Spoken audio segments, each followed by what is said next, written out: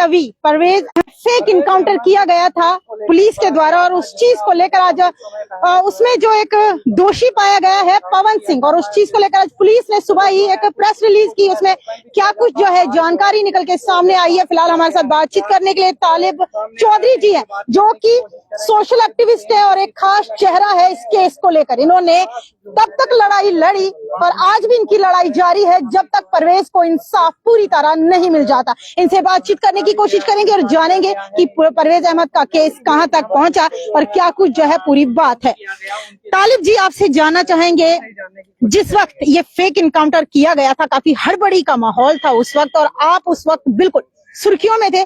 लगातार आपने जो है डिमांड की इस चीज को मद्देनजर रखते हुए कि ये 22 सालाना युवक जिसका फेक इनकाउंटर किया है, इसे इसके परिवार को इसे जो है इंसाफ मिलना चाहिए। तो आज सुबह जो प्रेस रिलीज पुलिस के द्वारा सर्कुलेट की गई है उसमें क्या कुछ जो है बताया गया है?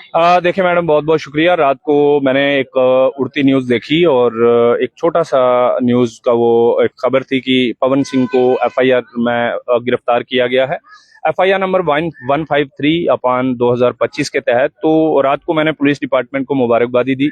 वो अभी भी मैं रिपीट कर रहा हूँ, हालांकि मैं एक्टिविस्ट हूँ, मेरा काम पुलिस डिपार्टमेंट को या किसी को मुबारकबादियां पेश करना नहीं है, लेकिन मुबारकबाद इसलिए दी कि पुलिस डिपार्टमेंट ने टाइम बाउंड इंक्वायरी जो है वो खत्म की। और दूसरी गुजारिश ये है कि जब मैंने सुबह मेरे पास पुलिस की प्रेस रिलीज पहुंची जिसमें डिटेल मौजूद थी, और उसमें देखें ये चीज बड़ा इंपॉर्टेंट हो जाता है आपके चैनल के जरिए से सुनने वालों तक ये बात पहुंचाना, कि सबसे इंपॉर्टेंट होता है एक केस के अंदर आपके ऊपर धाराएं क्या लगी हैं, क्या एक्ट्स लगे हैं, क्या सैंक्शंस लगी हैं, वो बड़ी इंपॉर्टेंट है। तो इसमें क्या लगा है जनाब, आर्म्स एक्ट की सेक्शन 3 और 27 लगी है, और BNS की 240 फॉल्स इंफॉर्मेशन ऑफ ऑफेंस लगी है, और सबसे इंपॉर्टेंट है 105 BNS लगी है। 105 BNS क्या है?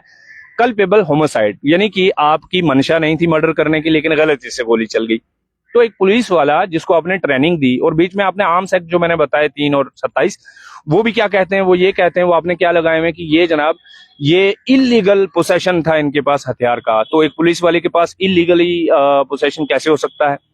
नंबर 1। नंबर 2 कि अगर उसकी इंटेंशन नहीं थी तो फिर पुलिस में ट्रेनिंग किस लिए दी जाती है उसे? देखें, मेरे पास अगर पिस्टल है तो मैं अगर किसी पे कोई मेरे पे हमला करे या मैं किसी पे हमला करूं तो मेरे से गलती से गोली चल सकती है, लेकिन एक वेल ट्रेंड पुलिस एम्प्लॉय वो कैसे किसी आम नागरिक पे गोली चला सकता है?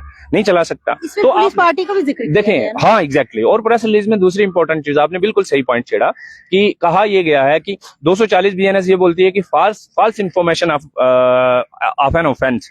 तो मुझे ये बताइए, आपने ये कहानी बनाई कि पवन सिंह ने, ये ठीक बोल रहे हैं आप, पवन ने इंफॉर्मेशन दी जी यहाँ पे ऑफेंस होने वाला है, ठीक है जी, दी आपने, लेकिन किसको दी? पुलिस वालों को। आप कितने लोग गए? आपने बोला पुलिस पार्टी पहुंची। पार्टी में एक बंदा तो होगा नहीं, जाहिर है पुलिस के बहुत सारे लोग होंगे, तो वो कहाँ है? आपने केस में उनका नाम क्यों नहीं मेंशन किया? क्या वो अगरचे मर्डर के अंदर आप उनको शामिल नहीं करना चाहते तो क्या मर्डर की साजिश के अंदर भी आप नहीं बुक कर सकते उनको? क्या वो मीडिया के ऊपर या DGP साहब के पास जाके उन्होंने स्टेटमेंट दर्ज करवाई कि सर हमारे सामने पवन ने, क्या वो हमारे सामने पवन ने जनाब उसका मर्डर कर दिया?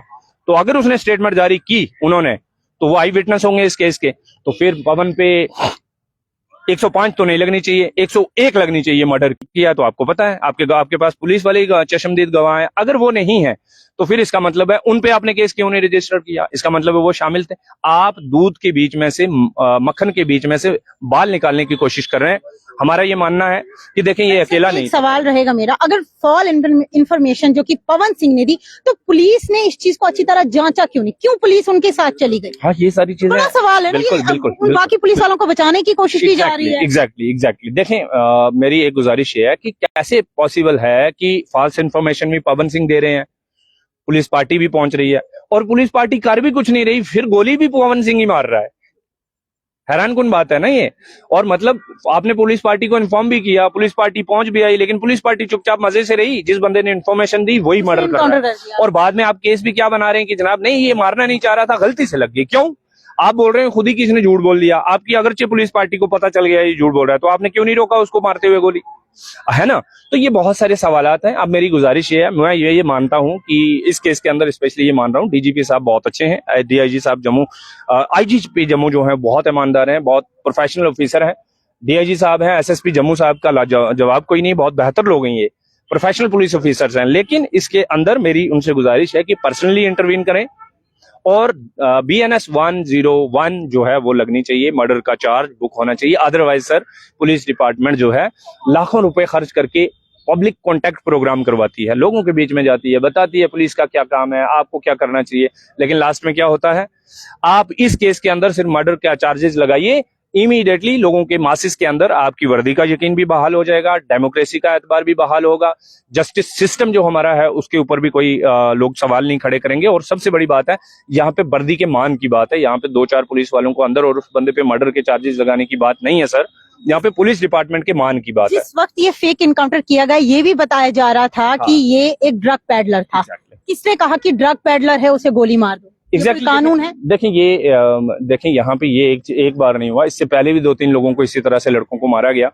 तब बदकिस्मती ये थी कि मैं मौका पे नहीं पहुंच पाया, और जब मैं और साथी हम इस मौके पे पहुंचे, हमने कोशिश की, आप मीडिया के साथियों ने सपोर्ट किया, तो वो जो एक नैरेटिव बना रहे थे, अदरवाइज इसको भी बना दिया होता, इनाम वगैरह लेते ये पवन सिंह और इनकी पार्टी। लेकिन अब खुदा ने जो करना होता है वो बेहतर करना होता है, तो हुआ बिलाखिर ये कि आज FIR रजिस्टर्ड हुई और उसमें ये साफ हो गया कि जम्मू के अंदर जो फेक इनकाउंटर्स, जो जिन लड़कों को चिटे का नाम या ड्रग पैडलिंग का नाम देके आप मार देते हो, ये सारे जो हैं बहुत सारी केसेस हैं वो साइन ऑफ इंटेरोगेशन के दायरे में आएंगे। आपसे गुजारिश है, अगर आप चाहते हैं कि ये सारे साइन ऑफ इंटेरोगेशन हट जाएं और वहां पे साइन ऑफ एक्सक्लेमेशन आ जाए, तो एटलीस्ट आपको 101 BNS लगाना होगा। चलिए, बहुत बहुत शुक्रिया। तो बातचीत करने के लिए हमारे साथ तालिब चौधरी जी थे, जिन्होंने जो कि परवेज अहमद के केस पर एक बड़ा खुलासा किया। आज सुबह ही पुलिस के द्वारा एक प्रेस रिलीज जो कि जारी की गई, जिसमें क्या कुछ बताया, तमाम तस्वीरें हमने आप लोगों के साथ साझा की और तमाम जानकारी जो कि तालिब चौधरी जी ने आप लोगों के साथ साझा की। अभी भी जो इंसाफ की मांग हो रही है और लगातार इंसाफ उसके परिवार, परवेज अहमद वाले के परिवार भी कर रहे हैं और तालिब चौधरी जी भी कर रहे हैं। पूरी बात क्या है आप लोगों के साथ साझा की। वीडियो को जितना हो सके उतना शेयर करते चले, अपनी राय जरूर जनता कमेंट बॉक्स में रखें। देखते रहिए कि तहलका न्यूज़।